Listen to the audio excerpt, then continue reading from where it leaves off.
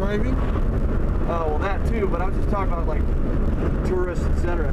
Oh, it's busier in the summer. Summer? Okay. How about for you? It's the same all year round. Same? Yeah.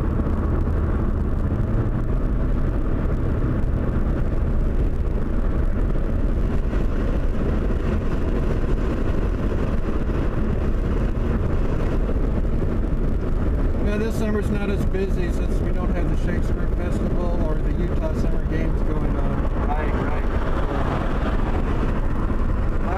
I read down in St. George they haven't had a single case. Has Cedar City had any cases? St. George is leading the way as far as the number of cases. Oh, all right. I guess what I read was old. They've had over 1,100 cases so far. Whoops. Okay, so when I was there and I read about that, when did I go with Larry? June 5th? Yeah, maybe. So, yeah, that was... Okay, so what a difference a month makes. Oh, no, it's actually been going on for quite some time. You just have to get in touch with like I do, I monitor the Southwest Utah Public Health Center. And they actually do the testing. And so they have up-to-date stuff. Well, that's crazy because I rode out a motorcycle trip with a couple buddies in Vegas about 6 weeks ago. No one was wearing a mask. Yeah. Except I shouldn't say that, the restaurant workers were. Yeah, they've been trying to get everybody. St. George has been real resistant to wearing masks and stuff. There's been a couple of times when the newspaper has gone out and they, just for the heck of it, they count 1,000 people in stores and stuff, and out of 1,000 it's only 20 to 30 maybe wearing masks, so they've been real resistant to that's it. silly. Here in town we haven't here in Iron County we've been quite vigilant about it, and we just broke 100 cases a couple of weeks ago. All right, well that's better. So we have, counting all the ones that have gotten over the virus and stuff, we have less than 1/10 of 1% of the population here infected. So it's a small thing here in Iron County. Well, that's good. Meantime, in Las Vegas, they might shut down the casinos again. Yeah, that's what I'm hearing too. People are just being dumb. Yep. Hey, you just gotta be vigilant, you know? Yeah, right. You know, have a... And the way I look at it is you put shoes on, it's a big deal putting a mask on. Yeah, just have some common sense. Yeah. I was in Smith's yesterday. I do some vendor work for them. And so I was there yesterday. There's a guy and they're giving out masks for anybody who comes in that doesn't have one. Right. So it's absolutely free, you know, you get a mask. They just ask that you wear one when you go in. So this guy takes a mask, you know, like one of those blue masks. Yeah. He cuts out holes in it and he wears it like a Batman mask or something, you know. And so they practically tackled him when he went in the store. Yeah. You know, and so I actually videoed the whole thing. Oh, really? Yeah. I got out my phone, started doing a video of it, so that, you know, there were threats and there was some very foul language said, and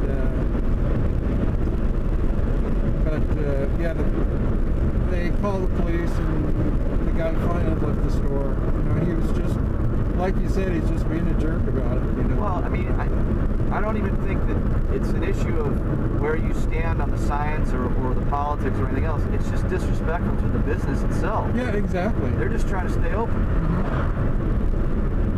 Exactly.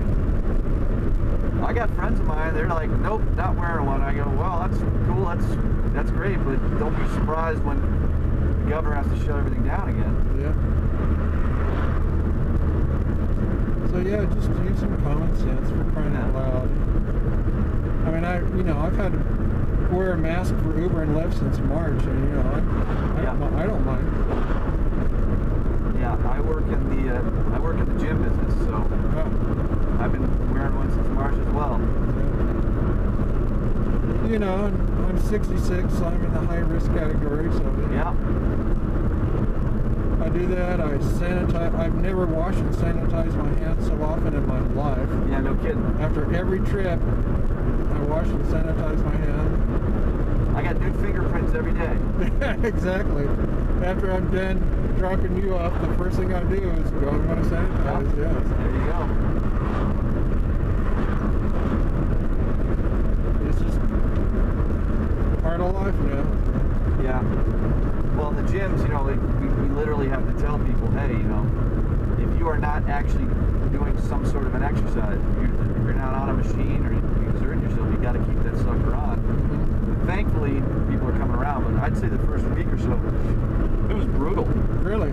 Oh yeah, people were very resistant the first week. And then we had to, you know, keep telling them, look, again, regardless of the politics, this is going to end in two directions. You'll have nowhere to work out, and we will have no job. Mm-hmm. So what do you say? And then they, you know, they finally come around.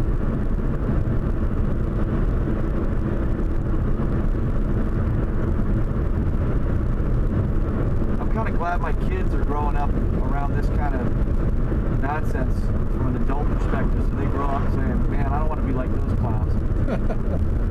Yeah. Everybody's so entitled, you know. Yeah. It's crazy. Yeah, so far everybody that they put a call box up there. Oh, good idea. So far everybody that's gotten a ride for me, if they don't have a mask, I'll give them one. You know? Oh, right on. And I said, okay, you need to put this on before you get in the car. So Uber doesn't require you put some sort of shield here? No. Oh, that's nice. Maybe that was New York, I read it. Yeah, they sent me an email, of a shield that I could put up if I want to go get over at Home Depot, to put up a shield. But there's been so few cases here in our county. Right. I'm just not concerned about it. Yeah. That's good. The taxi service here, they still let people sit in front. Nobody wears masks. But they did have to shut down, about a couple months ago, they did have to shut down the taxi service, and all of them had to be tested because somebody was infected, and they were spreading it. And so they wound up infecting 17 people from it. And so, yeah, the taxi service was shut down for a couple of weeks before they finally started. That was a driver or a passenger? I don't know. Oh, somebody infected. Yeah, but they had to wound up having to, test all the drivers. And so, yeah, for a few days I didn't see any taxis on the road. And about a week later I saw one taxi on the road. And it was that way for about another week and a half. So they were spreading it around so I thought, okay, well, when they get back on the road, they'll probably be wearing masks. But no, they don't. They don't take any precautions whatsoever. Right. Which for me is just like the stupidest thing ever. Yeah. It's just like saying, yeah, I want to shut down the taxi service. Yeah, exactly. Because, it's just a matter of time before a driver gets infected and before he starts infecting passengers. Yeah. We started doing COVID testing. We had a nursing station set up, and we had a third party come in and start testing members that would come into the gym if they wanted it. Mm-hmm. If with their insurance, it was free. If not, it was like $100. Mm-hmm. And the positivity rate was like less than 2%. We tested like 7,000 people. Wow. So, I mean, I don't know what that says, but I guess the people coming in the gyms were pretty healthy.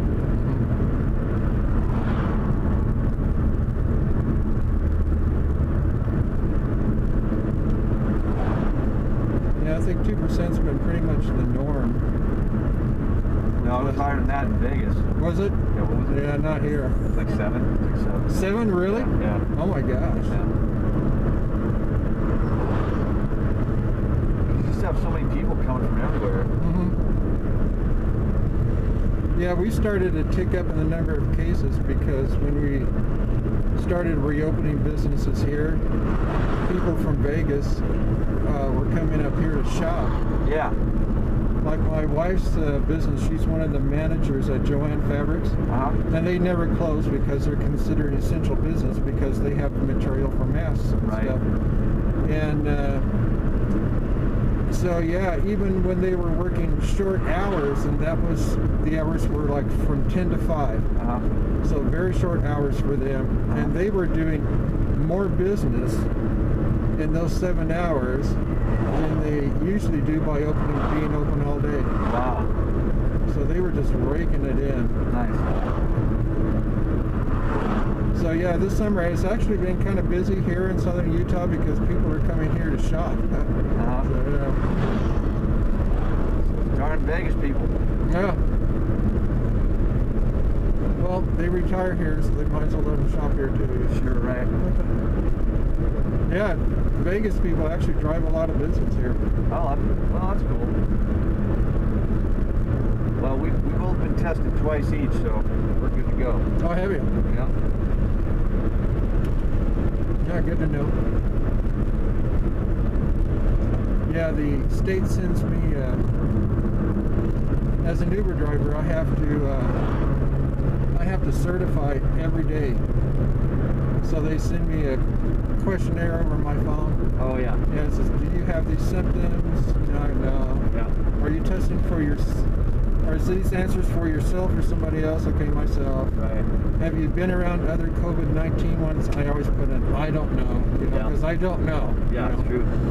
And so yeah, I have to self-certify every day, and so far, I haven't had to go in for any testing whatsoever. Cool.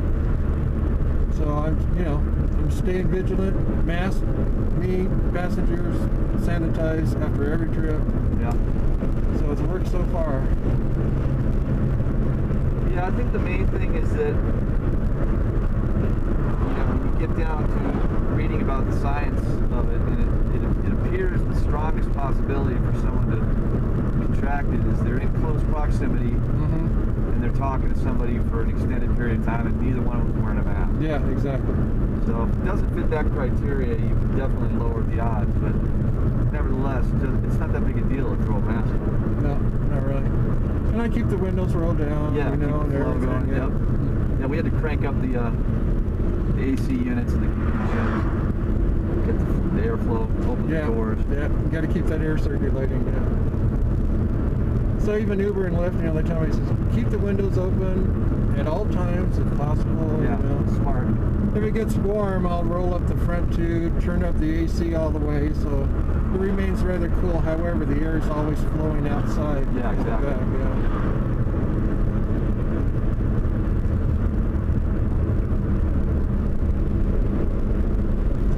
But the only thing I've contracted during this whole time is the stomach flu.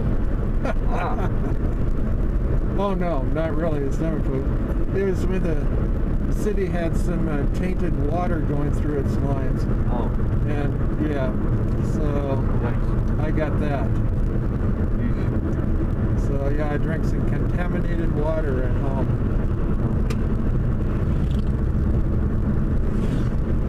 And my weakest part of my body is my digestive system. So my wife goes, well, it didn't affect me. I says, well, you know me. It's going to affect me. So yeah, I was down a whole week with that. I still can get a little queasy at times, but no, that 1 week was pretty rough with that. So.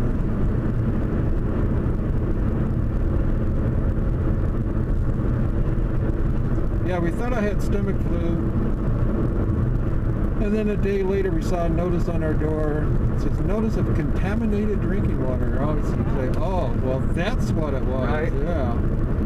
Because I was keeping away from everybody. I said, oh, stay away. I don't want you to get this stomach flu. Yeah. But yeah, it's contaminated water. And the thing is, I always drink bottled water, so I got it evidently when I was taking a shower. Because I noticed the shower smelled a little iffy, for some reason. And I didn't think anything of it. And yeah. Then when that contamination notice came, I said, oh, okay. Yeah, I know exactly what it is and how I got it. Yeah.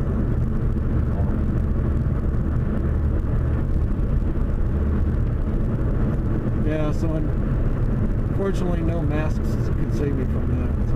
Right.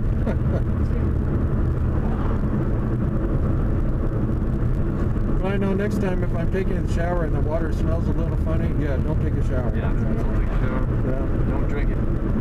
Yeah.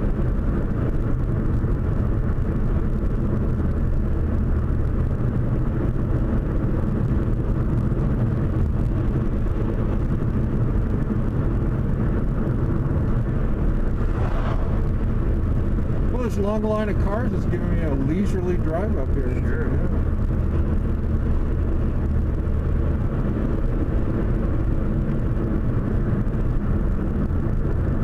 Yeah. Route 7. Alright. So, are they still at the village? I don't know. We got the signal? Yeah. Sure, we'll get it. Yeah, once you get closer to Duck Creek, you get signal again. Okay.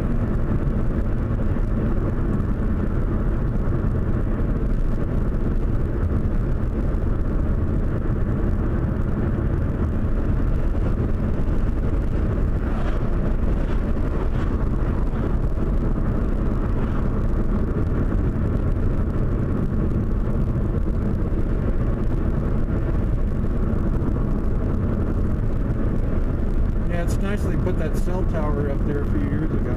Yeah, I would imagine. Because before that, they didn't have anything. So yeah, there was nothing. Wow. Many, many years.